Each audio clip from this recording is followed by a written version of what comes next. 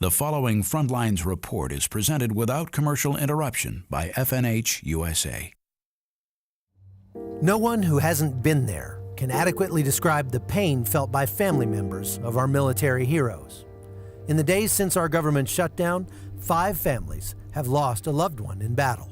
But with the government caught up in the weight of its own bureaucracy, unable or unwilling to immediately provide those families with standard death benefits, private charities have stepped in to fill the void.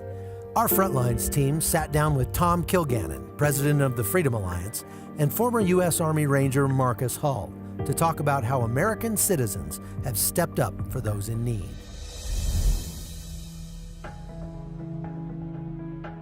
As a former vet and a very involved veteran, I took it as a personal insult that the country would ever having any sort of delay to any families whose children made the ultimate sacrifice.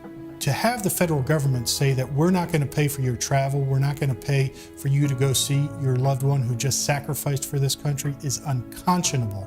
And we thought that we had to step in, as other charities have done, and we were proud to work with them. What Freedom Alliance does in supporting military families and wounded troops, we do that to ensure that those who serve our country, who raise their right hand and take an oath to protect and defend our country and put their lives on the line, that they are treated with honor, that they are treated with respect, and that they have everything they need at their disposal to fight the wars and win the wars. And that goes as well for the families back home, so that they have what they need. It's so critically important these families are taken care of and know that their sacrifices are not in vain, and it's at the utmost priority. And so when we heard about this, we immediately offered to help, because this is something that needs to be done. Those other organizations are really stepping up to the plate now, and I think that's highly admirable, and the government could learn a lot from that. We need to take care of our own. We need to let military families know that they have the support of the American public.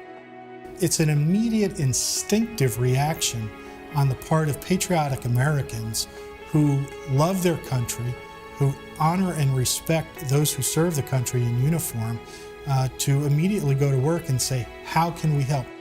The way I have seen that people are getting involved to help out is at multiple different levels with what they have available to them.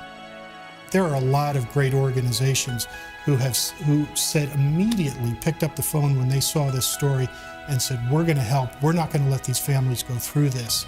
And I am glad to tell you, I'm happy to report that the families that we read about in the articles this week, they have been able to get to Dover Air Force Base. They have been able to see their loved ones. Their needs are being taken care of.